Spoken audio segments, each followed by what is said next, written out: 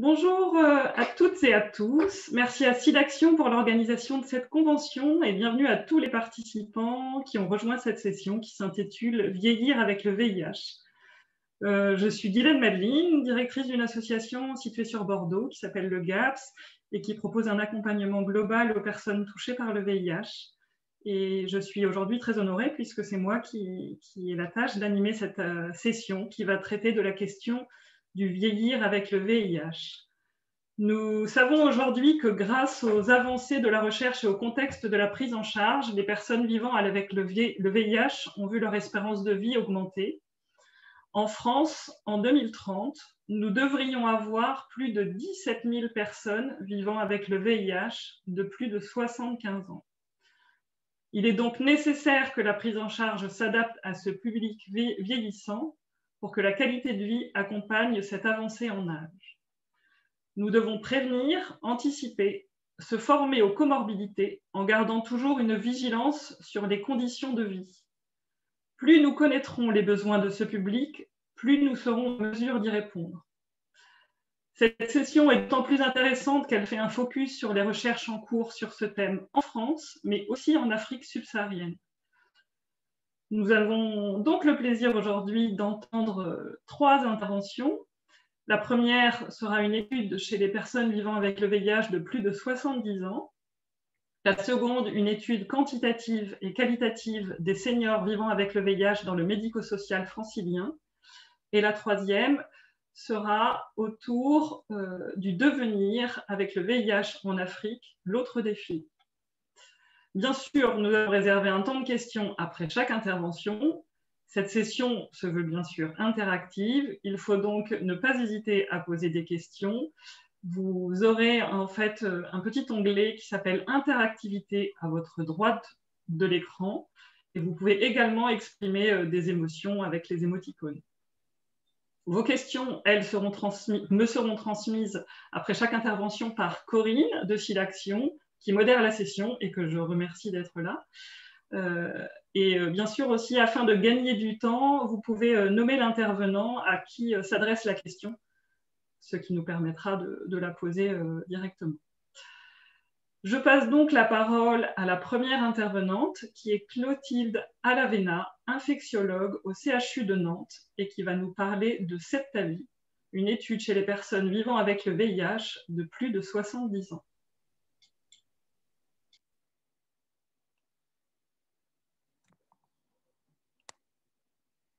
Bonjour, je partage mon écran.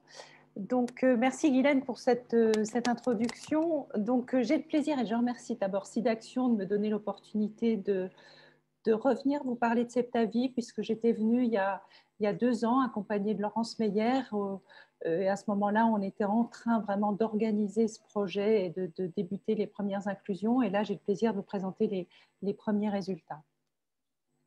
Alors, je cherche, attendez. Voilà, alors pourquoi Septavie et quel est le contexte? Alors le contexte, c'est bien sûr le vieillissement. C'est quoi le vieillissement? C'est l'ensemble des processus physiologiques et psychologiques qui modifient la structure et les fonctions de l'organisme. Et cette population vieillissante, elle est avant tout hétérogène et je pense que c'est un point extrêmement important à prendre en compte. L'effet du vieillissement sur l'organisme s'accompagne d'une diminution des capacités fonctionnelles de l'organisme et donc, logiquement, physiologiquement, d'une diminution des capacités d'adaptation.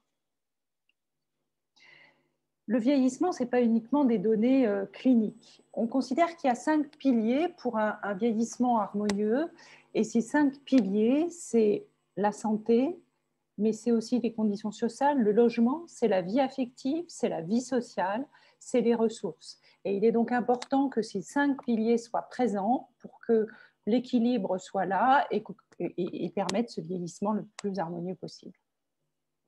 Et donc ces notions nous conduisent à la fragilité. C'est une notion, un concept gériatrique dont on parle beaucoup.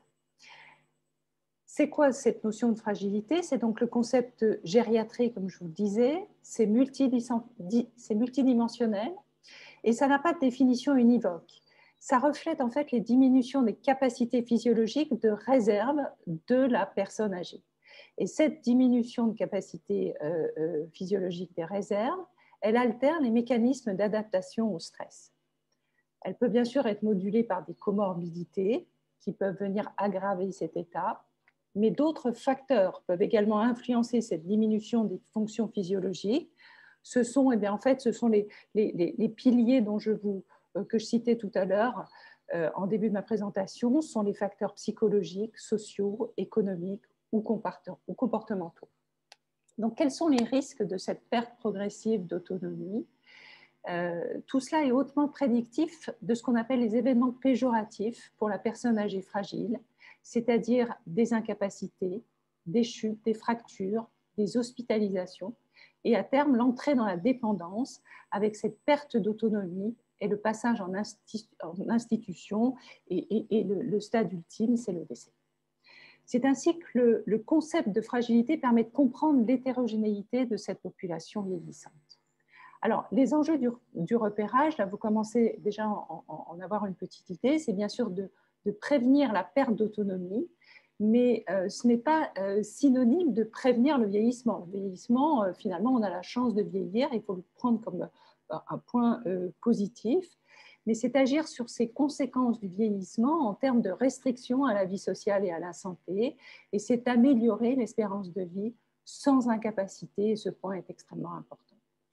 Le repérage en amont de la population âgée fragile offre alors un moyen de prévenir l'entrée dans la dépendance, ou au moins de la retarder, tout en répondant à l'aspiration légitime d'une très grande majorité de Français, qui est le maintien au domicile avec la plus grande autonomie possible. Mais alors, qu'en est-il des personnes vieillissant avec le VIH? Alors, cette diapositive, ces résultats, vous avez déjà tous dû être très nombreux à la voir. Ce qu'on sait, c'est l'expérience de vie d'une personne vivant avec le VIH de plus de 50 ans. Elle reste inférieure à celle de la population générale, mais progressivement, elle retrouve en fait le niveau, sans l'atteindre encore, de la population générale séronégative. Et vous voyez que c'est les personnes les plus récemment contaminées qui se rapprochent de cette espérance de vie de la population générale. Alors, une des explications, ce sont les comorbidités. On sait que les comorbidités sont liées à l'âge et que plus on vieillit, plus elles sont fréquentes. Ce que l'on sait, et plusieurs études l'ont montré, c'est que chez les personnes vieillissant avec le VIH, les comorbidités sont plus fréquentes que chez les personnes du même âge séronégatives. On voit dans cette tranche d'âge des plus de 65 ans, en fait, qu'on a plus de 30% des personnes qui ont au moins 3 comorbidités, alors qu'on n'est qu'à 25-20% dans la population séronégative. Donc les comorbidités, c'est une chose, mais on sait très bien que ces facteurs de risque de maladies liées à l'âge, c'est multifactoriel. C'est bien sûr la génétique, le mode de vie, c'est aussi chez les personnes vivant avec le VIH, le virus et les effets sur le système immunitaire, en plus du vieillissement du système immunitaire. Et puis, ce sont les antirétroviraux, à la fois par leur toxicité, leur effet secondaire, notamment les antirétroviraux de première génération, mais avec le bénéfice aussi d'améliorer le système immunitaire.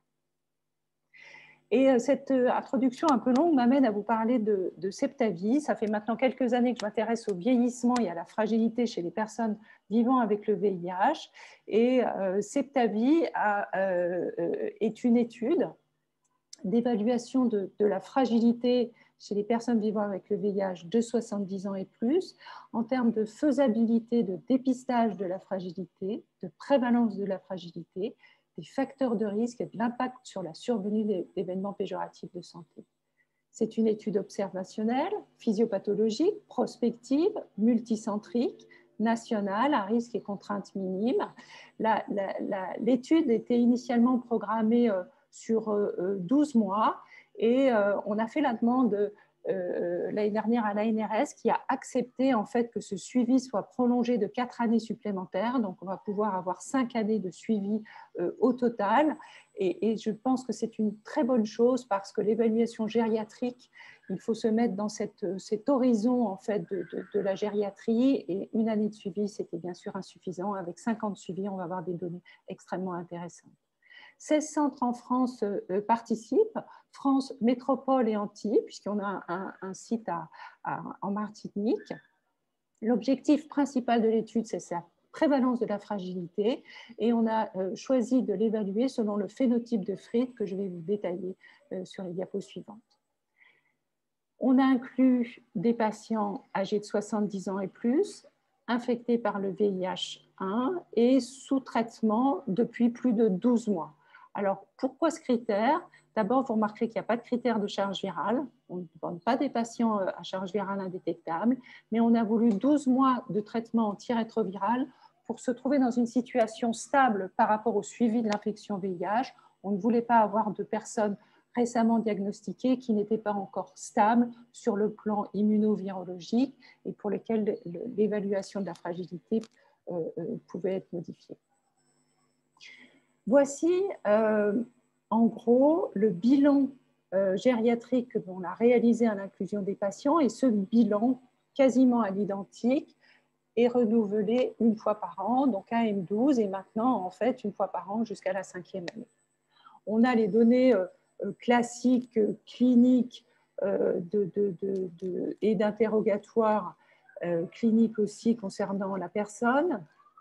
On va recueillir l'ensemble des comorbidités diagnostiquées, l'ensemble des comédications, toute l'histoire antirétrovirale, toute l'histoire liée à l'infection VIH.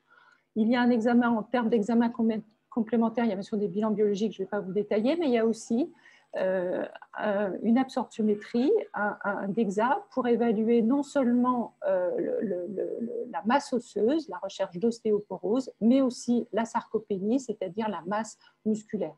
Je ne vous présenterai pas aujourd'hui des résultats puisque nous n'avons pas encore analysé ni recueilli l'ensemble des DEXA.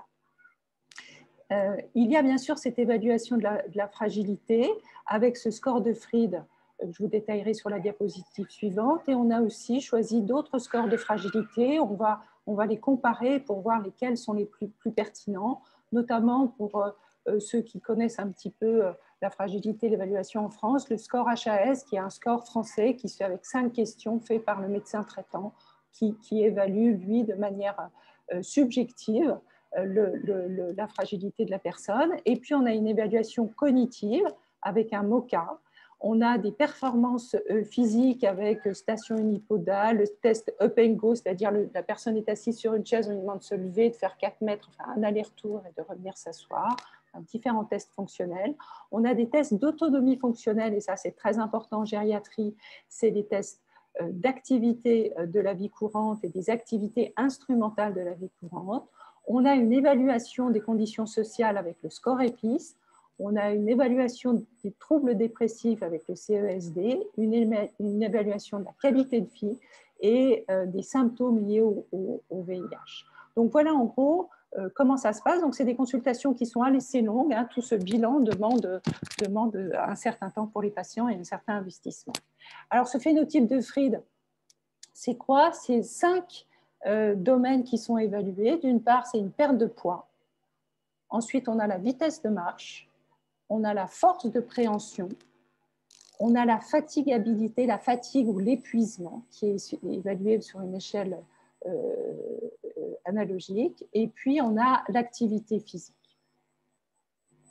Et donc, quand on est fragile, on a au moins 3 sur les 5 domaines présents. Une personne robuste n'aura aucun de ces domaines présents, et une personne très fragile aura 1 ou 2 domaines présents.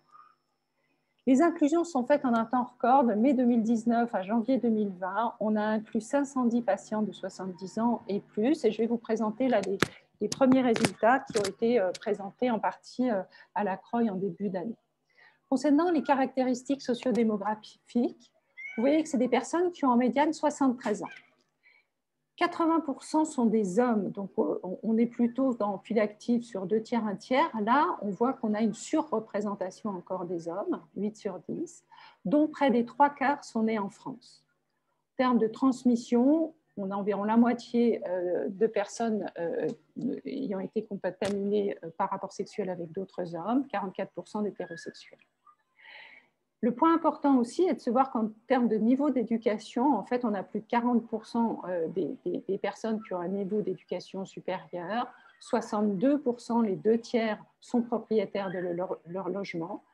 En termes de score EPIS, on est à 38% de personnes qui présentent un bas niveau socio-économique et presque 43% vivent en couple. Concernant les caractéristiques liées au VIH, vous voyez qu'il y en a plus d'un quart qui ont un antécédent d'infection SIDA. Le jour de l'inclusion, le bilan immunitaire est satisfaisant avec 562 CD4 en moyenne, un ratio CD4-CD8 à 0,88 qui est quand même tout à fait satisfaisant, même si ce n'est pas tout à fait normal. Par contre, ils ont un nadir assez bas à 181. Le point important, c'est que plus de 95% ont à l'inclusion une charge virale indétectable. Et là, ils ont une très longue histoire d'infection VIH, près de 23 ans, et près de 16 ans de traitement antirétroviral.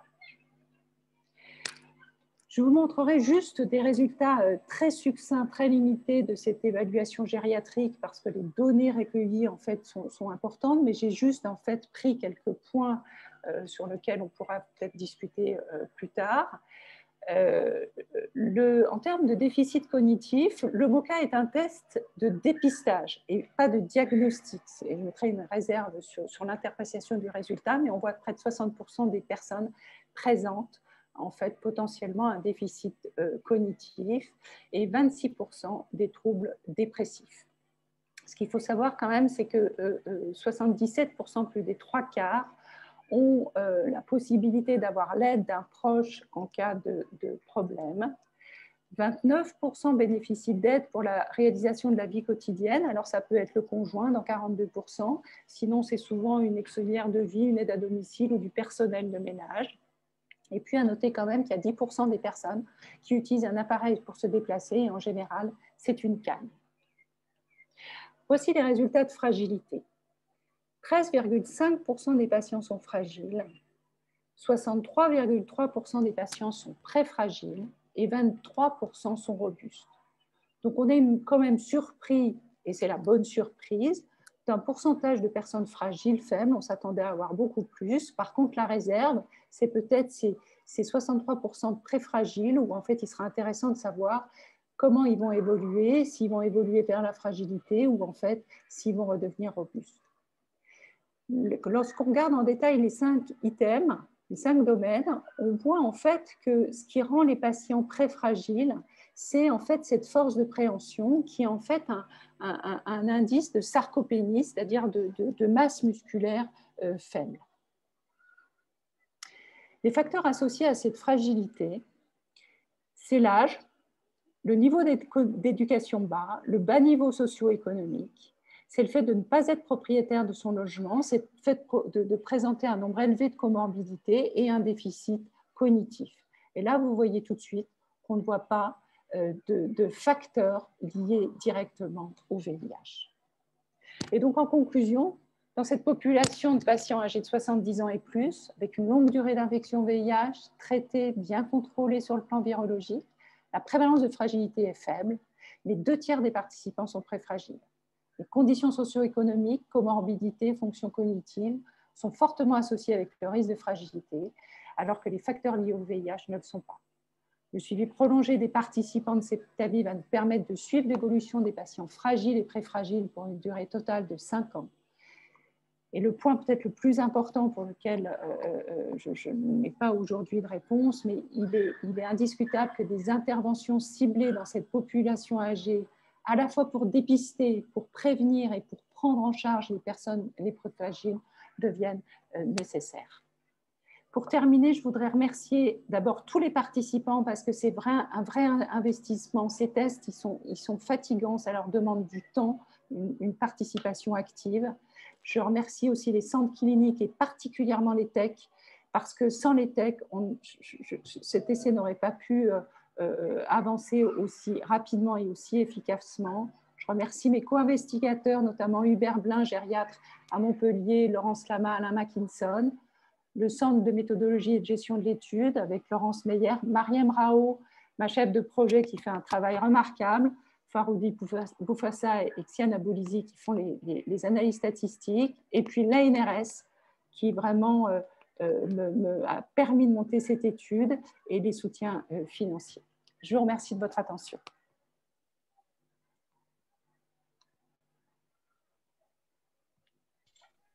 Merci beaucoup Clotilde Alavena pour cette présentation très très intéressante avec des conclusions effectivement étonnantes sur la fragilité et la pré-fragilité. Moi, cela me pose la question de finalement comment pouvons-nous agir auprès des personnes pré-fragiles pour qu'elles ne basculent pas dans cette fragilité. Je ne sais pas si vous avez déjà des éléments de réponse ou des choses auxquelles vous pourriez penser. Alors, pour l'instant, je n'ai pas de réponse parce que ce qui va être intéressant, c'est le suivi justement de ces patients. Déjà, on est en train de finir les visites M12, donc on va déjà avoir 1 an de suivi et voir finalement ces 2/3 de personnes qui étaient considérées comme très fragiles, en fait, si elles sont restées très fragiles ou si elles se sont dégradées et si elles sont passées dans la fragilité et quels sont les facteurs qui ont pu les conduire à la fragilité. Ensuite, on voit très bien, et ça sera intéressant de voir que ce qui les rend très fragiles, le plus souvent, c'est la sarcopénie. Et il faut vraiment qu'on fasse un travail important. D'abord, il faut qu'on analyse ces DEXA pour voir un petit peu les résultats attendus. Souvent, on fait des absorptiométries pour rechercher ostéopénie, ostéoporose. On ne regarde pas la masse musculaire. Et on peut penser en fait que ces personnes qui ont 16 ans de traitement antirétroviraux ont connu les antirétroviraux de première génération, ont eu des effets secondaires de type de lipodystrophie, de type de neuropathie, en fait. Tout ça peut avoir un impact sur la survenue de cette sarcopénie. Alors après, comment prendre en charge ? Je ne vais pas vous donner la réponse aujourd'hui. Je pense qu'on a un gros travail à faire avec les gériatres. Je pense qu'on commence tous, localement, à prendre contact avec nos services de gériatrie pour justement prendre en charge conjointement ces patients qui commencent à avoir difficulté à entrer dans le vieillage. Enfin, le vieillage, ce n'est pas du tout péjoratif, mais qui deviennent septagénaires et plus. Merci. Peut-être juste une autre question par rapport à l'espérance de vie, mais je pense que vous avez déjà apporté des éléments. Dans votre diaporama, vous montrez en fait que l'espérance de vie est moins élevée pour les PV-VIH et pourtant on dit qu'aujourd'hui l'espérance de vie est la même. Alors, elle est la même. C'est vrai qu'il y a plusieurs données. J'ai montré qu'une diapositive parce que bon, j'aurais pu un peu détailler. Ce que l'on sait, c'est les personnes diagnostiquées rapidement, précocement dans leur infection VIH, qui n'ont jamais été immunodéprimées, pour qui on a commencé très rapidement le traitement antirétroviral et qui ont une charge virale indétectable de manière prolongée. Aujourd'hui, ces personnes-là, elles ont une espérance de vie comparable à celle de la population générale. Par contre, la diapositive, les résultats de l'étude que je vous ai montrés, il s'agissait de personnes PV-VIH de 50 ans et plus. Donc déjà, on sélectionne cette population et on prenait en compte la durée d'infection VIH. Et on voit que ceux qui avaient une infection VIH la plus courte, les plus récemment diagnostiqués et contaminés, en fait, se rapprochaient de l'espérance de vie de la population générale. Merci pour cet éclairage. Je pense qu'on va donner la parole maintenant aux deuxième intervenants, qui sont finalement 2 intervenants. Il s'agit d'Adrien Bessèche, chef de projet clinique au Gérontopole d'Île-de-France, et de Geoffroy Garin, chargé d'études également au Gérontopole d'Île-de-France. À vous.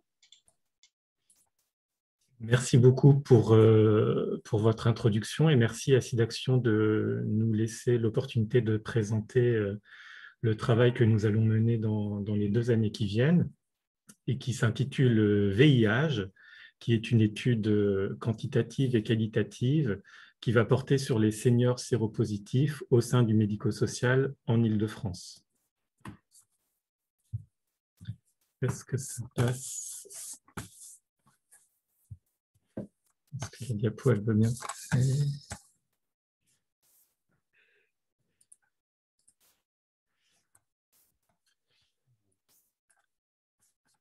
C'est tout bon. Donc, avant de... Est-ce que les diapos se passent, défilent bien? Oui, c'est parfait. Pardon. Donc, avant de vous parler de notre projet d'étude, on va vous présenter un peu la structure à laquelle on appartient et que vous ne connaissez peut-être pas. Donc, nous travaillons pour le Gérontopole d'Île-de-France, qui s'appelle Gérondif, qui est une association à but non lucratif qui a été créée en 2016, qui est labellisée DIM longévité et vieillissement. DIM, ça veut dire domaine d'intérêt majeur, et c'est un label qui a été attribué par la région. Et notre raison d'être, c'est de fédérer les acteurs régionaux de la gériatrie et de la gérontologie. Notre travail s'articule autour de 5 axes: la recherche, la formation, l'implémentation des gérontechnologies, les innovations organisationnelles et la réflexion éthique. Actuellement, nous sommes 25 salariés qui travaillons sur plus de 50 projets au sein des établissements sanitaires, des établissements médico-sociaux, et nous intervenons également à domicile.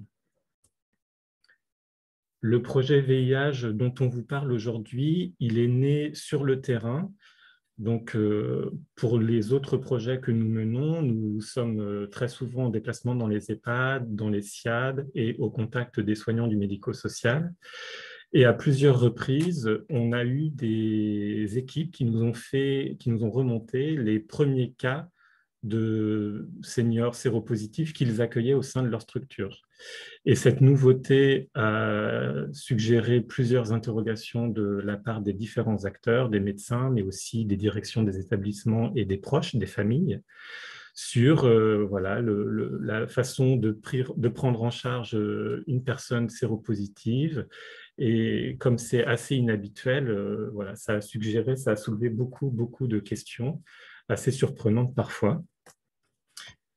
Par ailleurs, la thématique des séropositifs vieillissants, c'est une thématique qui s'intègre parfaitement dans les axes que nous développons chez nous, qui sont donc d'abord faire de la recherche, donc créer des données scientifiques, mais aussi produire des contenus de prévention et de formation. Excusez-moi, il y a vos diapos qui passent pas en fait. C'est resté sur la première, juste. Est-ce que là, vous les voyez? Alors, on est bien. Oui. D'accord. Merci. Pardon, excusez-nous. Et donc, ce projet VIH et séropositif et VIH et seniors s'inscrit parfaitement dans les axes de Gérondif. Et il s'inscrit aussi dans une démarche globale que nous avons commencé avant de nous intéresser aux seniors séropositifs, et qui s'inscrivait notamment dans un grand projet qui va s'intéresser à la vie intime et sexuelle des seniors, mais aussi aux seniors et aux populations spécifiques comme les trans, les migrants et les personnes précaires. Et aussi un projet qui vise à faire discuter entre eux des spécialités qui ne parlent pas forcément toujours ensemble, qui sont les gériatres et les infectiologues.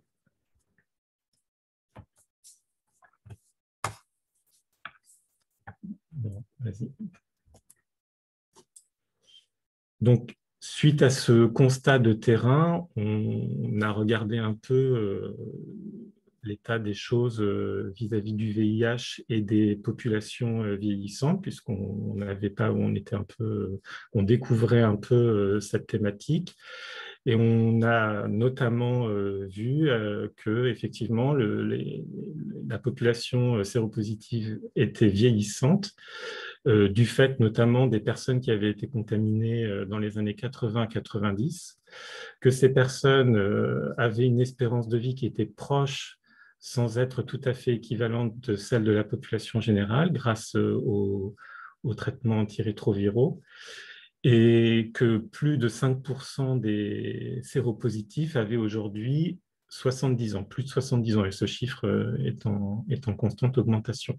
Donc ça, ce sont des résultats qui ont été vus à partir de la cohorte Athéna. Et donc, non seulement cette population vieillit, comme l'avait bien introduit le docteur Alavena, mais ces personnes sont aussi plus promptes, plus prédisposées à arriver rapidement dans les structures médico-sociales pour deux raisons. D'abord parce qu'elles sont plus malades, elles présentent plus de maladies, elles ont plus de comorbidités. Et ces comorbidités apparaissent plus précocement, ce qui induit une anticipation des demandes d'hébergement ou d'accompagnement par les structures médico-sociales, donc les EHPAD et les services de soins infirmiers à domicile. Et donc, c'est à partir de ce constat qu'a été mené en 2020 un sondage préparatoire de la part de Gérondif. Donc, ce sondage s'est basé sur des données, les données d'établissements médico-sociaux dont disposait Gérondif et également de données publiques. Et c'est également inspiré à prix modèle sur ce qui avait été fait par le docteur Alavena à travers un sondage qu'elle a réalisé en 2020. Et il s'agissait à travers ce sondage, de recenser le nombre de personnes présentes et passées de plus de 60 ans avec le VIH. Alors, c'est un sondage qui a eu lieu en mars et avril 2020. Il a concerné deux types d'établissements médico-sociaux, donc les EHPAD et les SIAD, et il s'est limité à Paris et la petite couronne parisienne. Donc, il y a 80 établissements qui ont donné une réponse, et sur ces 80 établissements, il a été dénoté donc 4 cas actuels de personnes âgées avec le VIH, donc 4 PVIH. Et donc, si on prend le ratio de ces 4 cas sur les 80 établissements qui nous ont répondu, on arrive sur un chiffre donc, de 4,9% d'établissements médico-sociaux qui sont concernés par des cas de personnes âgées avec le VIH. Alors, on peut cependant noter deux biais à ce premier sondage. Tout d'abord, il a été réalisé dans le contexte de la pandémie de Covid au tout début. Et donc, ce qui a pu expliquer que certains établissements étaient très occupés ou parfois désorganisés, donc ce qui a pu compliquer l'obtention de réponses de la part d'établissements. Et le deuxième biais, il est géographique, puisque ce sondage, il concerne, comme je l'ai dit, donc, Paris et la Petite Couronne, et donc ce qui représente un habitat qui est plus dense, plus urbain que si on prenait l'ensemble de l'Île-de-France. Et en effet, on peut imaginer que si on prenait l'ensemble de l'Île-de-France, on aura un pourcentage d'établissements concernés qui pourrait être amené à baisser.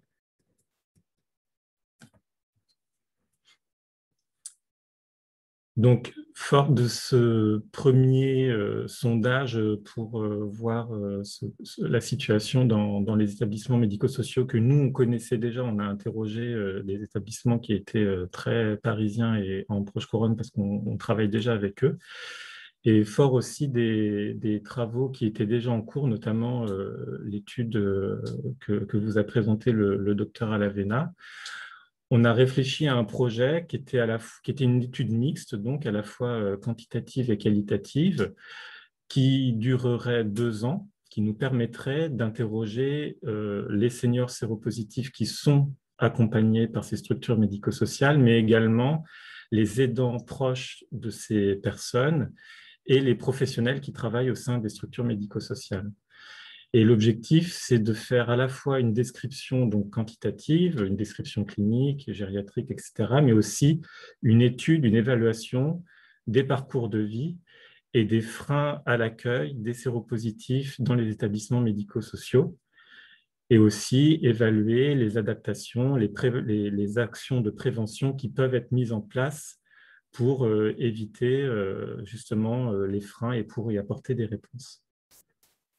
Donc, l'objectif principal de cette étude, c'est d'abord d'évaluer la prévalence des personnes séropositives de plus de 60 ans et son évolution au sein des établissements médico-sociaux franciliens. Et c'est ensuite, une fois qu'on a identifié les établissements qui accueillent ces personnes et qu'on a identifié les personnes qui acceptent de participer à cette étude, de faire une description clinique, gériatrique et sociale, mais aussi d'évaluer l'impact du VIH donc sur la qualité de vie, sur le parcours de vie, d'évaluer les besoins au moment de la perte d'autonomie, qui est une notion qui a déjà été introduite par le docteur Agavena dans la présentation précédente. C'est bien sûr identifier les freins à l'accueil, identifier les adaptations, les actions de prévention et formation, et aussi décrire les établissements médico-sociaux qui sont concernés par l'accueil des personnes séropositives. Notre travail préliminaire, il a un biais puisqu'il s'est orienté vers des établissements qu'on connaissait déjà, mais ce sont des établissements qui ont des modèles très différents, privés, publics, associatifs, à but lucratif ou non. Et on a commencé à voir une tendance qui se dessinait, notamment quand on interrogeait des établissements qui n'accueillaient pas de personnes séropositives et sur la capacité et ou voire même la volonté d'accueillir des personnes séropositives. Dans le détail, le volet quantitatif s'articule autour de 3 descriptions. Une description clinique qui est assez classique et qui va reprendre des variables déjà bien connues, donc les souches, la charge virale, les combinaisons de traitements, les co-infections, les comorbidités, les facteurs de risque associés. Une description sociale où on va essayer de recueillir des données sur l'environnement de la personne, le pays de naissance, la situation familiale, l'entourage immédiat, la catégorie socio-professionnelle, les revenus, le niveau de précarité. Et une description gériatrique qui va se rapprocher de ce qui a été présenté dans l'étude précédente, qui était centrée sur la fragilité, sur des critères d'autonomie, donc ADL, IADL, qui vous a déjà été introduite, les fonctions cognitives, le niveau de dépression, le statut nutritionnel, qui sont donc des éléments bien connus et anciens de description gériatrique. Ensuite, le volet qualitatif, il va donc s'organiser autour des 3 populations qu'on va interroger. D'abord, notre population principale, qui sont les seniors séropositifs, qui vont être interviewés à l'occasion d'entretiens individuels semi-dirigés. Plusieurs questions leur seront posées autour de 3 grands thèmes. Le premier thème, relations sociales, répercussions du VIH sur le parcours de vie, puis ensuite fragilité et perte d'autonomie, et enfin les comorbidités et l'évolution de la prise en charge médicale au cours de leur vie, et notamment depuis qu'ils soient accompagnés ou soignés par des structures médico-sociales. S'agissant des aidants proches des personnes vivant avec le VIH, ils seront également interviewés à l'occasion d'entretiens individuels semi-dirigés. 3 thématiques seront abordées: l'impact du VIH sur leur rôle d'aidant, les discours, les comportements et l'aspect du secret médical de leur point de vue d'accompagnant et d'aidant. Et enfin, leur vision des freins éventuels à l'accueil des personnes séropositives dans le médico-social et les aménagements qu'ils jugent nécessaires s'ils en estiment le besoin. Et enfin, les professionnels des structures médico-sociales qui accueillent ces personnes séropositives, elles seront interrogées à la fois individuellement, mais aussi en focus group. Et enfin, à l'occasion d'une enquête qu'on appelle connaissances, attitudes et pratiques, cette enquête CAP, elle s'intéressera préférentiellement aux soignants, donc aux personnes qui sont auprès du corps, donc les infirmières, les aides-soignantes, et puis les focus group et les entretiens individuels semi-dirigés, ils s'intéresseront à des populations soignantes ou non soignantes. Donc, pour simplifier, donc les personnes séropositives auxquelles on va s'intéresser, ce sont des hommes, des femmes qui ont au moins 60 ans, sans distinction de souche, d'ancienneté de l'infection, comme ce qui a été décrit précédemment dans l'étude précédente, et qui ne bénéficient pas d'une mesure de protection juridique. C'est important puisqu'on veut garantir au moment où on va interviewer les personnes une parole parfaitement libre et surtout pas avoir besoin d'un tiers pour pouvoir recueillir des propos. Et il faut vraiment que ça se fasse en tête-à-tête. Les aidants seront inclus s'ils ont une activité d'aidant qui n'est pas rémunérée, c'est-à-dire qu'ils sont vraiment des aidants informels dont ce n'est pas le métier, et bien sûr pour lesquels les patients, les résidents auront accepté de transmettre leur statut auprès des aidants. Et enfin, les professionnels, eux, seront tous les professionnels des établissements médico-sociaux intéressés par l'étude. Donc, sur les effectifs à inclure, c'est-à-dire donc le nombre de personnes qui participeront à l'enquête, donc il y a 80 patients ou résidents qui vont être inclus dans l'enquête de manière pour lesquels nous allons recueillir des données quantitatives, et plus précisément 30 patients ou résidents pour lesquels des entretiens individuels seront menés. Cette sélection a été décrite par Adrien et elle se fera sur la base d'un volontariat. Il faut que les personnes soient prêtes à disposer à nous répondre. Et nous allons également veiller à inclure des personnes avec des profils particuliers ou des personnes qui peuvent être parfois sous-représentées. Donc, par exemple, on va chercher à inclure des profils au parcours de vie différents ou ça peut être donc des populations également qui peuvent être sous-représentées. Par exemple, les femmes qui sont moins représentées chez les personnes, chez les PVVIH. Pour les aidants, donc 60 vont être inclus, 60 aidants pour lesquels nous allons recueillir des données quantitatives, et plus précisément 20 pour lesquels nous allons effectuer des entretiens individuels. Donc, il faut toujours que les dents soient rattachées à un patient, et également, c'est très important que le statut d'aidant soit également reconnu par le patient, et comment dire, que l'aidant soit préalablement au courant du statut sérologique de la personne aidée. Pour les entretiens avec les professionnels, donc 120 professionnels à inclure, pour lesquels nous avons recueilli des données quantitatives, et 80 pour des entretiens. Alors, parmi ces entretiens, il y en aura 30 qui se feront de manière individuelle et 50 lors de focus group. Et enfin, également, nous ne cherchons pas à avoir une représentativité pure des professionnels, mais notre objectif, c'est plus d'avoir à nouveau cette diversité des profils professionnels. Donc, par exemple, inclure des professionnels soignants, mais également d'autres professions qui peuvent être concernées.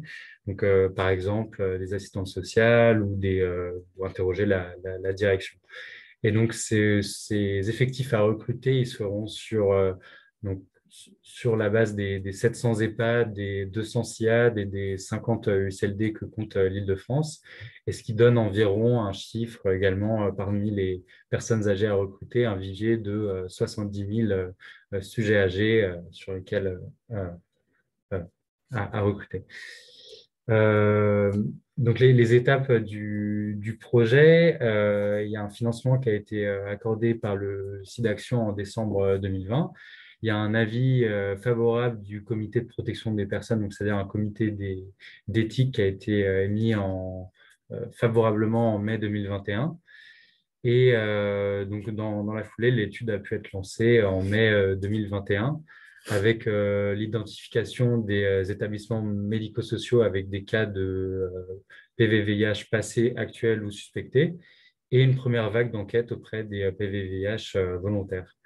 Et donc, nous espérons pouvoir proposer des résultats préliminaires en décembre 2021. Donc, plus précisément sur l'avancement actuel, donc, à la suite du sondage qui a été effectué en 2020, aujourd'hui, il y a aujourd'hui, 11 juin 2021, il y a 396 établissements qui ont été contactés. Nous avons obtenu 100 réponses. Et donc, sur ces 100 réponses, il y a 26 cas rapportés de personnes âgées avec le VIH, dont 13 cas passés et 13 cas actuels. Donc, à la nuance pour nuancer par rapport au sondage qui a été mené en 2020, c'est facile, nous nous intéressons donc aux 3 établissements, donc EHPAD, SIAD et USLD, et nous avons étendu le sondage à l'ensemble des départements d'Île-de-France et pas seulement à la petite couronne à Paris et la proche couronne parisienne. Et donc, ce travail d'identification, il se poursuit, et nous souhaitons également faire passer un message. Si vous êtes acteur du médico-social et vous avez connaissance de cas séropositifs, ou si vous seriez vous-même intéressé pour participer, si vous êtes vous-même séropositif et être accompagné par un établissement médico-social et souhaiter participer, vous pouvez également nous contacter donc, à nos adresses mail pour participer à cette enquête. Merci pour votre attention. Merci. Merci beaucoup à vous deux pour cette présentation et cette étude-là qui arrive vraiment à point nommé, j'ai envie de dire, parce que je pense que à tous les niveaux, on se pose la question de ces personnes qui vont vieillir avec le VIH et de leur intégration éventuelle à des établissements de santé, et aussi à toutes ces questions et des représentations et des freins éventuels, voilà, de ces institutions. Il y a des questions pour vous. La première, c'est: avez-vous prévu de recueillir les motifs de refus d'hébergement des PV-VIH dans les EHPAD quand une demande a été faite? Alors, l'idée, c'est, en plus de faire la description des établissements qui accueillent les PV-VIH, au décours des établissements qui nous répondent ou qui ne nous répondent pas d'ailleurs, parce que souvent, certains, ceux qui sont démarchés, qui ne nous répondent pas, ce sont souvent des équipes qui sont hostiles justement à l'accueil pour des raisons qui sont assez diverses, on l'a bien compris. Il y a des raisons de pharmacie, il y a des raisons vis-à-vis des familles des résidents, par exemple, quand on est en EHPAD, les familles des autres résidents s'y opposent. Voilà. Des fois, c'est une décision collégiale avec l'ensemble de l'équipe soignante qui aboutit à un refus. Donc, effectivement, ça fait partie des choses auxquelles on va s'intéresser et qu'on va essayer de recueillir, mais de façon un peu plus informelle, parce que on avait du mal c'est pas très positif, en fait, d'étudier les refus, surtout dans le médico-social, où les équipes sont déjà assez critiquées, pas forcément sur leur manière de travailler, mais sur les organisations et puis sur tout un tas d'aspects. On ne voulait pas que ce soit quelque chose d'officiel, une demande officielle de refus. Donc, nous, on a déjà une petite idée parce qu'on a pu en parler avec différents établissements, du privé notamment. Donc, on commence à avoir un peu une vision, mais effectivement, dans le cadre de ce démarchage et de ce recrutement d'établissements qui accueillent des PV-VIH, on va aussi, pour ceux qui nous répondent non, savoir s'ils ont été démarchés pour accueillir et s'ils ont refusé l'accueil, quels ont été les motifs. Très bien. Une deuxième question, puisqu'on a un peu de temps. Un volet formation pour les intervenants est-il prévu pour sensibiliser ces professionnels au mode de vie actuel et passé des nouveaux arrivants? Par intervenant, vous entendez professionnels du médico-social? Oui, je pense. Je pense que c'est... Alors, l'idée, c'est effectivement, après l'analyse de tous les entretiens qu'on aura pu avoir, et notamment les entretiens et l'enquête qui sera faite auprès des professionnels, qu'ils soient soignants ou non, effectivement, l'idée, c'est de valoriser ça avec des contenus de formation, des livrables qui seront diffusés largement, pas seulement par SIDAction, mais aussi par tous nos partenaires et par notre réseau, à l'endroit des professionnels du secteur médico-social.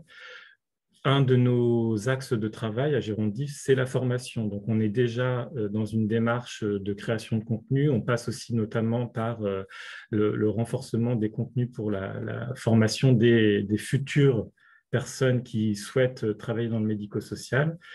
Il y a un gros enjeu de formation de ces personnes, qu'elles soient des soignants ou non d'ailleurs. Et on l'a bien vu, hein, les freins, dans ce qu'on a pu voir comme résultat préliminaire, les freins, émanent souvent des équipes qui sont au contact des seniors séropositifs, parce qu'il y a une méconnaissance de ce que peut être la situation de séropositivité. Les études sont loin, les soignants du médico-social n'ont pas forcément le même niveau de formation continue que les soignants du sanitaire. Et puis, il y a aussi encore quelques idées reçues, etc. Et ces contenus de formation seront centrés pas seulement sur le VIH en tant que maladie chronique, mais aussi sur les situations de stigmatisation, sur des comportements et des attitudes qui peuvent en fait être transposées à tout un tas de situations.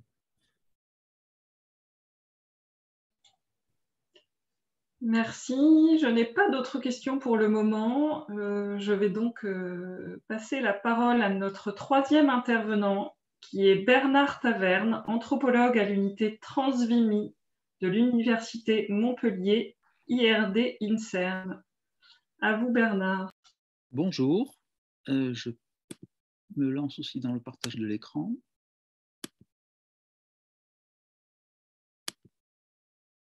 Voilà. Bon, donc, écoutez, c'est un plaisir pour moi de prendre la parole dans le cadre de la Convention SIDAction et aussi d'être le porte-parole de mes collègues avec lesquels nous avons élaboré la réflexion que l'on va vous présenter.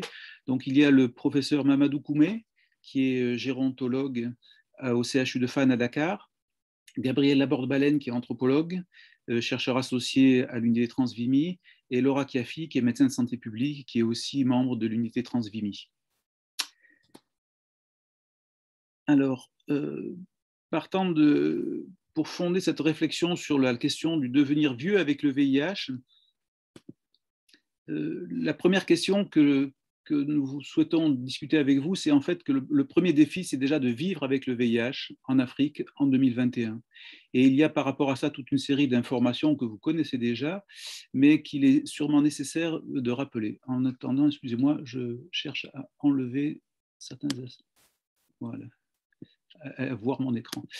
Voilà, donc vous savez qu'actuellement en Afrique, donc plus de la moitié des diagnostics sont réalisés à un stade tardif de la maladie, et que là-bas, comme ici, l'annonce du diagnostic, c'est toujours la peur d'une mort imminente, une maladie qui est considérée comme une déviance sociale, l'angoisse de la révélation de la maladie aux proches et des dilemmes autour du partage de l'information, partage qui permet d'organiser des modes de soutien, de prise en charge, mais qui aussi peut des fois se traduire par des phénomènes violents de rejet.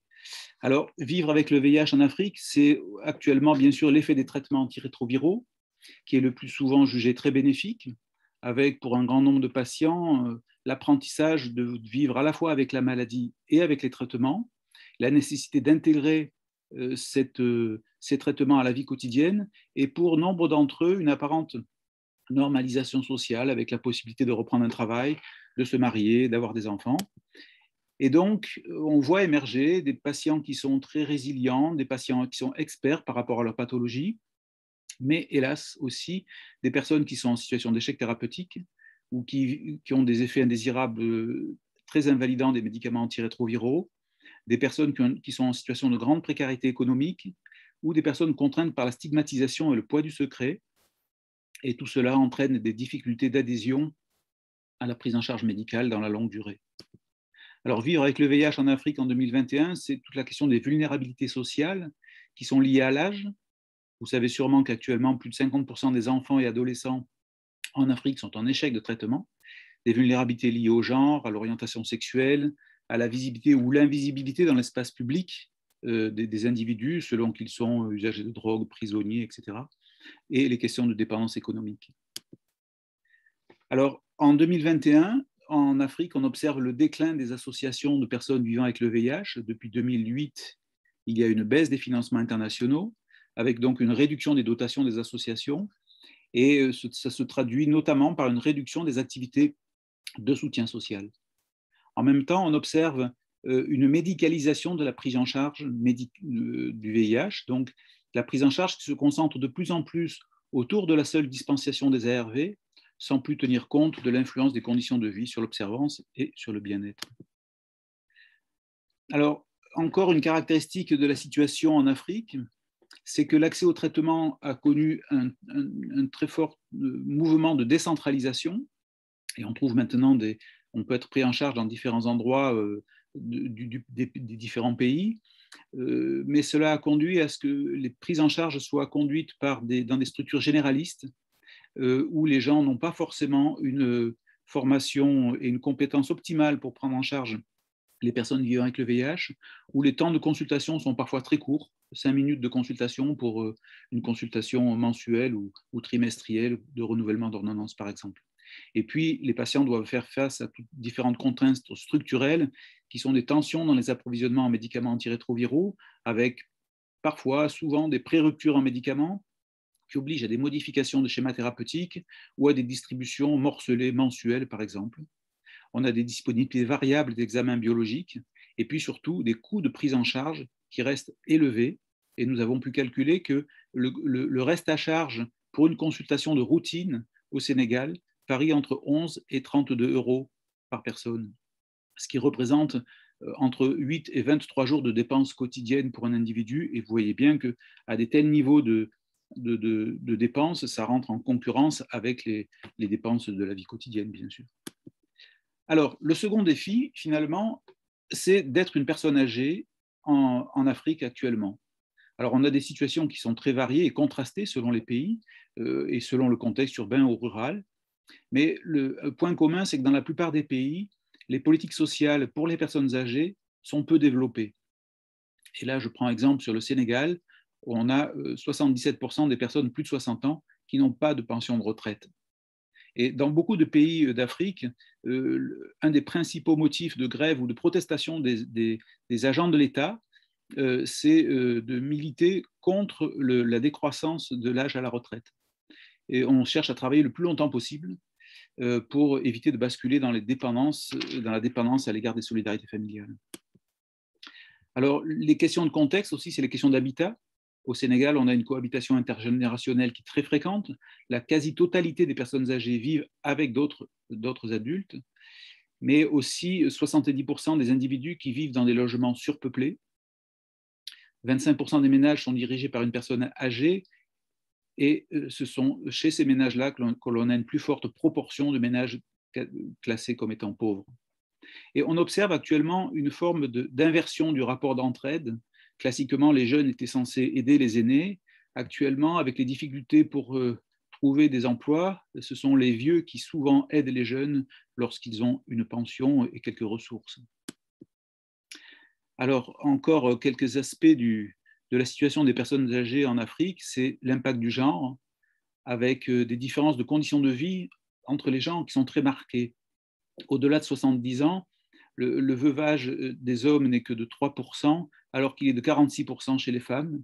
Et cela a des conséquences évidemment sur l'entourage des personnes et le soutien social dont elles peuvent bénéficier. Les veuves ont un statut qui est très précaire, ce qu'une collègue sociologue appelle une vulnérabilité relationnelle, et elles se retrouvent souvent accueillies par des parents éloignés et dans des conditions qui ne seront pas évidemment optimales pour leur prise en charge. Évidemment, tout cela fonctionne avec des questions de solidarité familiale, avec une vraie mise à l'épreuve des aidants familiaux. On sait que finalement, les aides familiales sont le résultat de conflits, de négociations et qui aboutissent à des gestions difficiles des situations de dépendance. Alors, le contexte sanitaire, eh bien, il est en Afrique actuellement marqué par une forte prévalence des maladies non transmissibles. Au Cameroun ou au Sénégal, on a pratiquement 30% des personnes âgées qui sont hypertendues, quasiment 10% des personnes qui sont diabétiques, plus d'autres pathologies, bien sûr.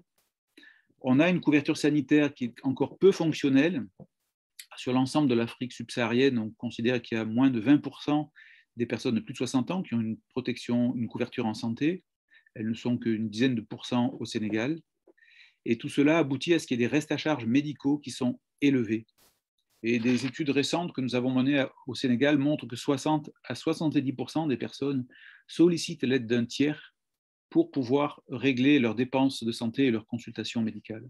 Tout cela, bien sûr, concourt à des recours médicaux tardifs et souvent à des renoncements aux soins. Alors maintenant, voyons l'autre défi, devenir vieux avec le VIH en Afrique. Alors, cela a été évoqué par les interventions précédentes. On observe en Afrique, comme partout ailleurs, un vieillissement des populations vivant avec le VIH. Et selon les sites, on a de 30 à 35% de personnes vivant avec le VIH qui ont plus de 50 ans.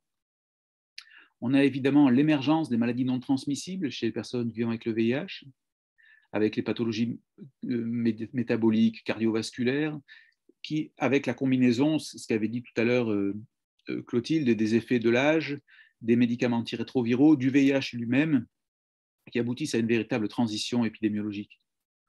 On a un système sanitaire qui est finalement peu compétent ou peu adapté pour prendre en charge ces maladies chroniques, ce qui aboutit à des retards de diagnostic, à des retards de prise en charge et à des prescriptions médicales qui sont souvent non optimales. Quatrième point, il y a toute la question de la stigmatisation autour du VIH, qui est encore plus difficile à vivre pour les personnes âgées, surtout lorsque l'infection est acquise à un âge déjà avancé. La question de la couverture médicale et de l'accès aux soins, je l'avais évoqué tout à l'heure, il y a un faible pourcentage de personnes vivant avec le VIH qui bénéficient d'une couverture en santé, ce qui contribue chez elles à avoir des dépenses de santé qui souvent accentuent la pauvreté. Les associations de soutien aux personnes vivant avec le VIH sont jusqu'à présent peu compétentes et peu adaptées aux personnes âgées. Et on observe une faible présence des personnes âgées dans les associations de personnes vivant avec le VIH. À côté de ça, les programmes nationaux de lutte contre le VIH sont contraints de développer une perspective de santé publique au-delà du VIH, et c'est pour eux un travail, si j'ose dire, nouveau, notamment pour répondre à la volonté internationale affichée d'ajouter la qualité de vie dans la prise en charge des personnes vivant avec le VIH. Alors, par rapport à ces quelques éléments, que faire? Que faire? Eh bien, tout d'abord, s'inspirer des leçons de l'approche de santé publique qui a été appliquée à l'accès aux ARV dans les années 2000 en Afrique. D'abord, standardiser et simplifier les protocoles thérapeutiques, y compris pour les pathologies, pour les maladies non transmissibles, garantir des approvisionnements en médicaments génériques et des réactifs biologiques à moindre coût, former des professionnels de santé, soutenir l'action communautaire pour l'accompagnement à long terme, accompagner les programmes nationaux. Tout ça dans le contexte du vieillir en bonne santé promu par l'OMS depuis 2015.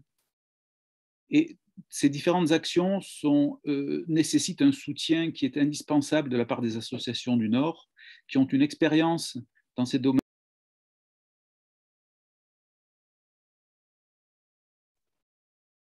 Bernard, vous avez coupé votre micro. Voilà. Alors, je disais, que faire par rapport à ça, par rapport à cette situation?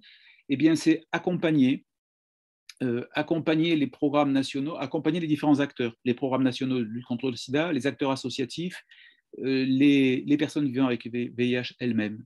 Alors, pour ce faire, nous avons mis en place un programme qui s'appelle Vieillir, bien vieillir avec le VIH au Cameroun et au Sénégal, qui est supporté par l'initiative 5%, dont notre collègue Laura Kiafi est la coordinatrice principale, dont l'objectif est de mettre en place une expérience pilote de renforcement du système de santé, à la fois donc au Cameroun et au Sénégal, pour orienter les décisions des politiques de santé, fournir des éléments de preuve et des dispositifs à mettre en place pour favoriser cette prise en charge.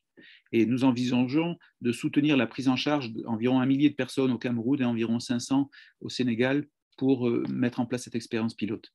Et puis accompagner aussi cette recherche, ce renforcement du système de santé par une recherche de type anthropologique pour documenter les perceptions et le vécu du vieillissement, notamment chez les personnes très âgées, de plus de 70 ans, vivant avec le VIH.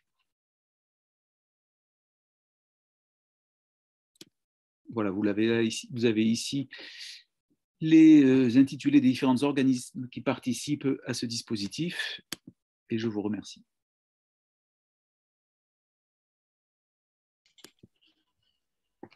Merci beaucoup Bernard Taverne pour cette présentation qui met en lumière les enjeux pour l'accompagnement des personnes vieillissant avec le VIH en Afrique. J'ai une question pour vous. Est-ce qu'on arrive à travailler sur les questions d'hygiène de vie, de sport et de nutrition en Afrique? Oui, c'est une très bonne question. C'est une très bonne question parce que travailler sur la notion de sport dans des pays où les gens ont déjà des ressources qui sont tellement limitées qu'elles leur permettent juste assez, des fois, de manger, on se dit qu'il y a une espèce de décalage, disons, entre ce qu'on peut espérer et ce que peuvent réaliser les gens. Néanmoins, il y a des choses à faire et on va évidemment pas mettre toutes les personnes âgées vivant avec le VIH dans des salles de sport, mais il y a des accompagnements, des actions à développer avec l'aide des associations de personnes vivant avec le VIH, bien sûr. Une autre question qui est un peu plus générale, mais auquel vous pourrez peut-être aussi répondre, c'est plus une remarque qu'une question d'un participant qui dit « Trouver des aidants ne risque pas d'être facile, la réalité étant l'isolement en France comme en Afrique. » Alors, la notion d'isolement est très différente, je pense. On est dans des contextes sociaux, culturels qui sont absolument, enfin, que l'on peut comparer, mais qui n'ont rien à voir entre ce qui se passe en France, entre ce que peut être l'isolement des personnes âgées en France et la façon dont les choses se mettent en place en Afrique. On voit que les situations sont très différentes déjà pour les hommes et pour les femmes. Je l'ai évoqué à propos justement des questions de veuvage. Les hommes, très souvent, même âgés, ont la possibilité d'avoir des épouses beaucoup plus jeunes qui vont contribuer à leur prise en charge, qui vont les accompagner. Il y a l'organisation sociale accorde des places très différentes aux personnes âgées en fonction des contextes urbains, ruraux, et ce sont ces différents éléments que l'on veut documenter pour voir dans quelle mesure on peut arriver à proposer des solutions d'amélioration.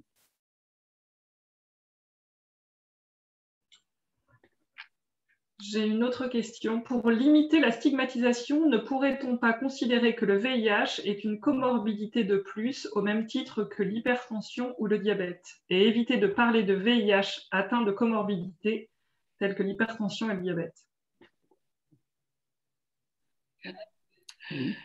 Pourquoi pas? Pourquoi pas? Après, tout dépend aussi du mode d'entrée dans la prise en charge médicale.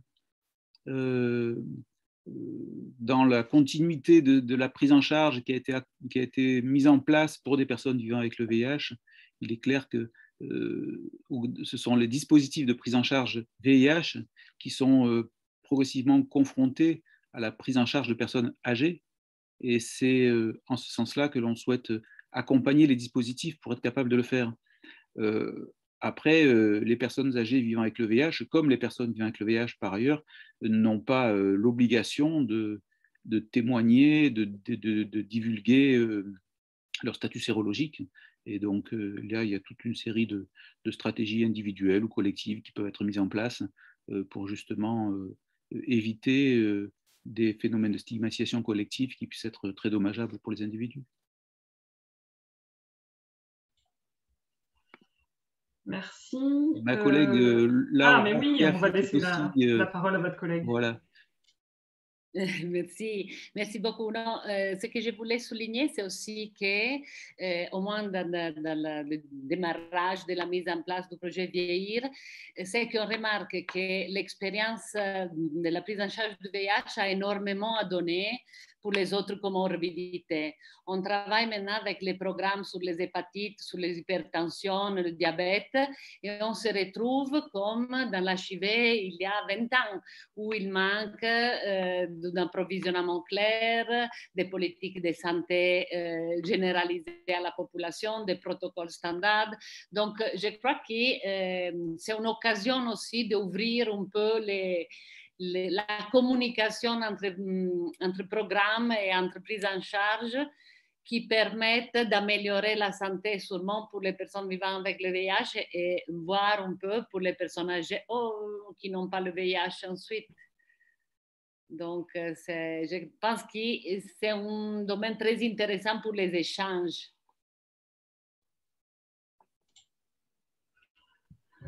Oui, en effet, je pense que vous avez tout à fait raison. Le VIH, en fait, une fois de plus, peut permettre aussi une meilleure prise en charge dans le cadre des autres pathologies. J'aurais d'autres questions, pas forcément suite à votre intervention à vous, mais peut-être une question que je n'ai pas eu le temps de poser pour Clotilde Alavena, qui est comment les acteurs de terrain pourraient repérer la fragilité ou la pré-fragilité des personnes qu'ils suivent? C'est une excellente question. Et en fait, c'est même une question qu'il faut élargir à la population générale, et c'est une question que se posent les gériatres, c'est une question que se posent tous les gérontopôles dans les régions. c'est identifier les personnes fragiles ou qui sont en train ou pré-fragiles, enfin, en tout cas qui avancent dangereusement vers la dépendance, les identifier pour les prendre en charge et proposer un plan de soins ou en tout cas une prise en charge. L'objectif aussi de Septavis, c'est d'essayer d'identifier finalement le moyen le plus facile ou pertinent pour identifier ces patients et proposer une prise en charge. Le FRID est compliqué à faire en pratique, en clinique. C'est le test qui est utilisé dans toutes les études. C'est un peu le test de référence. On se compare au FRID. C'est pour ça aussi qu'on a choisi ce test. Mais l'idée, et en fait, on a par exemple ce score HAS qui est 5 questions qu'on pose au médecin traitant. Enfin, le médecin traitant répond est-ce que votre patient a perdu du poids? Est-ce qu'il présente des troubles cognitifs? Enfin, il y a 4-5 points. Et à la fin, est-ce que vous considérez que votre patient est fragile? Oui, non. Et en fait, finalement, je n'ai pas présenté les résultats, mais en gros, les médecins qui ont rempli ce questionnaire, ils ont considéré que 25% des patients de Septavis étaient fragiles. Alors que vous voyez qu'on est à moins un pourcentage plus faible. Donc peut-être que ce score est pertinent, mais pour pouvoir l'évaluer, c'est le suivi sur plusieurs années qui va pouvoir nous dire effectivement que cette évaluation de départ, elle est juste, elle est adaptée ou pas. Il y a plein de scores de fragilité, on en a des dizaines, mais il y a plein de centres, même localement, en fait, on utilise des scores de fragilité faciles, un peu, c'est des questionnaires, c'est du dépistage. Il faut trouver le bon test, le plus facile à réaliser, que le médecin VIHologue pourra, en consultation, compléter. Et s'il y a une identification d'un risque de fragilité, pour l'adresser à un gériatre. Ce sera ça la première étape, qui confirmera ou pas, qui fera un bilan complet. Moi, j'ai une question. J'ai envie de dire, en fait, allez-y. Ah, pardon, non, allez-y, je vous laisse. Non, je me posais la question parce qu'en fait, là, du coup, vous parlez vraiment d'une évaluation, mais par un médecin, mais je pense finalement à tous les acteurs de terrain, que ce soit des personnes associatives ou les aidants. Ça serait à eux de guider, enfin, ou de demander aux médecins cette évaluation, peut-être aussi. Oui, non, mais c'est vrai. Là j'ai eu une vision un peu hospitalo-centrée, mais à tort. Et effectivement, il faut bien sûr, quand je pensais aux médecins en consultation, mais bien sûr que les milieux associatifs, que bien sûr que les aidants, bien sûr que même le pharmacien, le médecin pourraient avoir ce test, ce moyen de dépistage en main. Ça, c'est assez évident. Après, je pense qu'il faut aussi, ces personnes âgées VIH, elles ne vont pas trop dans les associations. C'est compliqué. En tout cas, pas les associations qui vont forcément dépister la fragilité. C'est aussi un autre point. Bien sûr que ces personnes-là qui ont une activité associative, c'est peut-être aussi les personnes les moins fragiles. On sait très bien qu'une personne âgée qui a une activité, elle est à faible risque de fragilité.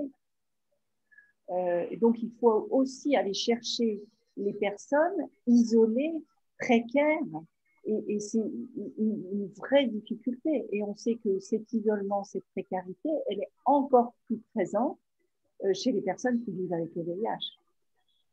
Donc, il faut aller les chercher, il faut trouver le moyen d'aller les chercher et de les prendre en charge pour leur fragilité. Et qu'ils acceptent. Parce que c'est aussi compliqué. Je vois les patients de Septavis, nous, à Nantes, quand on a vraiment dépisté des fragilités où on a demandé un avis gériatrique, tous n'ont pas accepté ce bilan gériatrique avec un gériatre. Oui, bien sûr. Bernard Taverne, vous vouliez poser une question?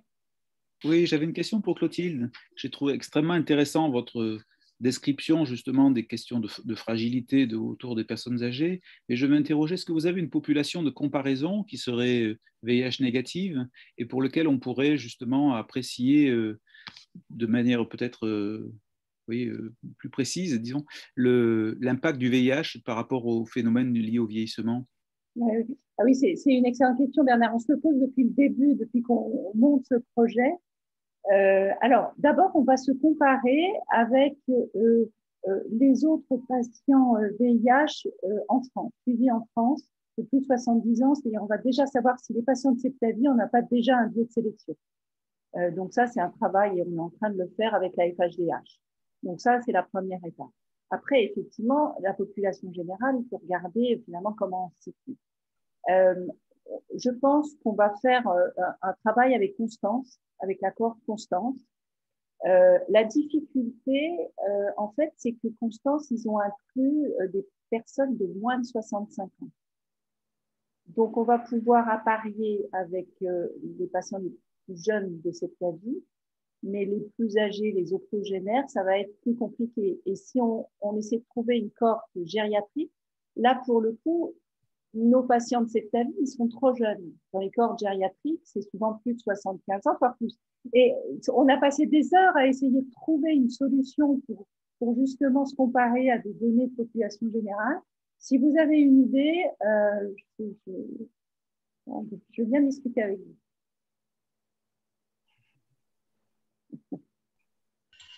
Merci. Oui, Laura, vous vouliez intervenir? Je crois qu'on a déjà eu plusieurs fois ces discussions-là parce que je comprends très bien l'importance, c'est aussi pour animer le débat, mais l'importance d'avoir le groupe contrôle, voire HIV+, HIV-, mais je pense, et Clotilde l'a dit aussi avant, c'est aussi le moment pour ce qui concerne la recherche, de commencer à regarder quelles interventions sont utiles pour, disons, retarder la fragilité, etc.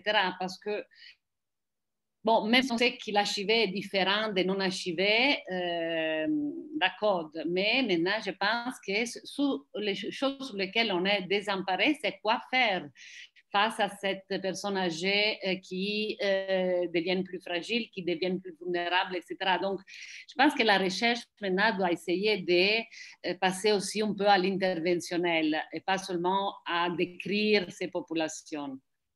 C'est vrai que si on considère, on voit bien dans les résultats que la sarcopénie semble être un élément très important qui impacte cette fragilité chez les personnes qui vivent avec le VIH. Et donc, peut-être qu'il faut réfléchir à développer l'activité physique, aider ces personnes à leur proposer, dans le cadre associatif, ou enfin des programmes pour qu'elles aient une activité physique peut-être plus régulière et plus importante. Toujours pour rebondir sur ça, j'avais entendu des programmes où on fait de l'activité physique du type plutôt, comment dire, pas de résistance, mais de masse musculaire, justement, pour augmenter la masse musculaire, donc le poids, l'haltérophilie, etc., relative à l'âge. Ça, ce sont des programmes qui existent aux États-Unis, quand même. Après, moi, je sais qu'au niveau des associations qui accompagnent les personnes qui ont le VIH, il y a souvent en fait des ateliers de proposer d'activités physiques adaptées. Alors, c'est vrai qu'on ne touche pas forcément les populations qui sont vieillissantes, mais elles vont vieillir de toute façon. Donc, si elles se maintiennent dans cette activité physique, on peut espérer qu'il y ait des effets bénéfiques. J'ai une question qui est arrivée. Est-ce que l'accès à une complémentaire santé est étudié ainsi que les ressources dans Septavie? Oui, c'est encore une question pour moi. On n'a pas de recueil des ressources, on a recueil du niveau, enfin on a le score EPIS pour évaluer le niveau de précarité et on a le niveau d'études. Et la complémentaire santé, je ne crois pas. Il ne me semble pas. Je recueille cette information-là. À moins qu'elle soit posée dans un auto-questionnaire, mais il ne me semble pas. Il me semble pas. Merci. Toujours pour Clotilde, les facteurs liés au VIH ont un impact sur des facteurs socio-économiques, perte d'emploi, discrimination, marginalisation, et donc peut-être indirectement sur le risque de fragilité. Oui, oui, je suis tout à fait d'accord. Là, j'adhère complètement à cette remarque en termes de facteurs liés au VIH. Ce qu'on a considéré en fait comme facteur lié au VIH, c'est plus le nadir de CD4, la charge virale, la durée d'infection VIH. Mais je suis bien d'accord que l'histoire VIH, le vécu VIH a tout un retentissement, a des conséquences sur toute la vie professionnelle, sur toute la vie sociale. Et il n'y a pas de lien direct, je dirais, mais indirectement, bien sûr, bien sûr. Nouvelle question. La prévention de l'ostéopénie dès 50 ans, voire avant, serait-elle la meilleure solution? Alors, d'abord, ça fait partie des recommandations de dépister l'ostéopénie à partir de 50 ans chez les hommes qui vivent avec le VIH. Et je sais que ce n'est pas forcément une recommandation qui est bien suivie. Beaucoup des patients de Septavie, en fait, notamment les hommes, ils sont 80% dans l'étude, n'ont pas eu d'absorptiométrie ou de recherche d'ostéopénie dans leur suivi médical. On va voir, alors je n'ai pas les résultats, on va voir un petit peu quels sont les résultats. C'est bien de dépister l'ostéopénie, l'ostéoporose, c'est bien dans la prévention de chute, on verra dans le suivi. Après, sur la sarcopénie, en fait, on ne cherche pas, enfin, le DEXA n'est pas l'examen spécifique pour rechercher une sarcopénie. La sarcopénie, c'est surtout la force de préhension. Les gériatres ont plutôt une force de préhension, c'est plutôt le type de la recherche, si on regarde au niveau du DEXA, la sarcopénie. Mais ça vient aussi dans l'intérêt, enfin, c'est aussi un élément qui montre l'intérêt de poursuivre une activité physique. Est-ce que quelqu'un veut compléter par rapport à ce qui a été dit? Je pense à Geoffroy Garin et à Adrien Bessèche. Est-ce que vous avez des choses? Moi, je peux juste féliciter Geoffroy et Damien et Adrien pour votre projet. Vraiment, je ne le connaissais pas en détail, j'en avais entendu parler, mais sans connaître en détail. Je suis vraiment intéressée pour partager avec vous vos résultats, pour voir, parce que ça va apporter beaucoup de choses et ça va être aussi complémentaire de cette avis. Et je suis prête à vous me présentiez les résultats dès que vous en aurez, parce que c'est un très beau projet et dans l'histoire des VIH et tout, dans le monde de la gériatrie aussi, puisque vous travaillez dans un gérontopôle. Vous faites un bel intermédiaire entre les deux spécialités. Merci, on n'y manquera pas en tout cas de vous convier à la présentation des résultats intermédiaires et finaux. Et tout à l'heure, vous posiez la question, c'est plutôt M. Taverne qui posait la question d'avoir une population contrôle. Nous, on a des cohortes de sujets de plus de 70 ans qui sont bien caractérisés sur le plan des fragilités. Donc, si ça peut, qui est assez conséquente d'ailleurs. Donc, faudrait peut-être rentrer en contact avec les médecins qui sont à l'initiative de cette cohorte pour voir si une comparaison des données est possible. Oui, c'est pour les comparer avec les patients de Septavie.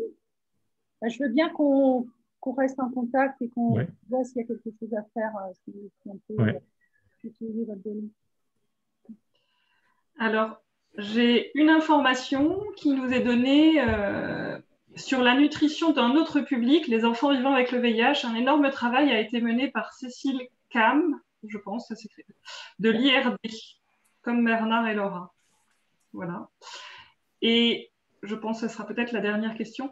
La question précédente sur les complémentaires santé, elle s'adressait aussi à l'étude que vous faites aux gérontopôle, pas seulement à Septavie. Est-ce que c'est des données que vous allez recueillir? L'accès à une complémentaire santé? Pour vous me posez la question? Oui, à vous. Dans l'étude VIH. Non, c'était pas prévu, mais après le protocole il est évolutif, on peut y ajouter, on prévoit de le modifier au fur et à mesure du développement, des entretiens et de ce qu'on va pouvoir recueillir, des situations qu'on va pouvoir recueillir. C'est vrai que on a designé ce projet pas à minima, mais comme on ne savait pas trop la dimension de ce que ça pouvait représenter en termes de population, on n'a peut-être pas voulu mettre non plus trop de données à recueillir. Mais là, on commence à s'apercevoir qu'on a peut-être un peu sous-dimensionné par rapport à la réalité, ce qui d'ailleurs est une bonne nouvelle quelque part. Et il n'est pas impossible que ce projet prenne un peu plus d'ampleur que ce que nous avions pensé au début. Et donc, cette donnée-là pourrait effectivement être ajoutée à l'étude. Peut-être question, si je peux intervenir, cette question sur les complémentaires santé, c'est une question qui concerne donc tous les dispositifs de couverture maladie. Et c'est un thème aussi sur lequel nous, au Sénégal et au Cameroun, nous allons travailler, notamment pour, là aussi, accompagner les dispositifs qui sont en place, mais qui ne fonctionnent pas vraiment, ou qui fonctionnent de manière très variée selon les structures, selon les sites de prise en charge.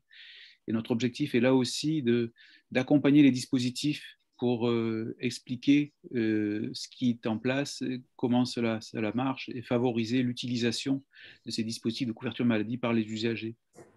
Parce que les quelques dispositifs en place ne sont en fait pratiquement pas employés actuellement. Merci. La session va toucher à sa fin. Donc, je voulais, moi, vous remercier tous pour la qualité de vos interventions. C'était un plaisir pour moi, en tout cas, d'animer cette session, de revoir des têtes connues et d'en découvrir de nouvelles. Et puis surtout, je suis très, très curieuse, très intéressée par toutes ces études qui sont en cours. Je sais qu'aussi, nous, en Nouvelle-Aquitaine, on réfléchit beaucoup à la question de l'accompagnement des personnes vieillissant avec le VIH, à l'intégration dans les établissements de santé, à la sensibilisation des professionnels, mais aussi des personnes du domicile. Donc, j'avais vraiment un intérêt à être sur cette session. Je remercie également SIDAction qui a réussi à mener cette convention malgré toute cette période. Et je pense que nous allons laisser place à la prochaine session. Je vous remercie tous. Merci. Merci à vous. Au revoir. Merci à tous. Au revoir à tout le monde.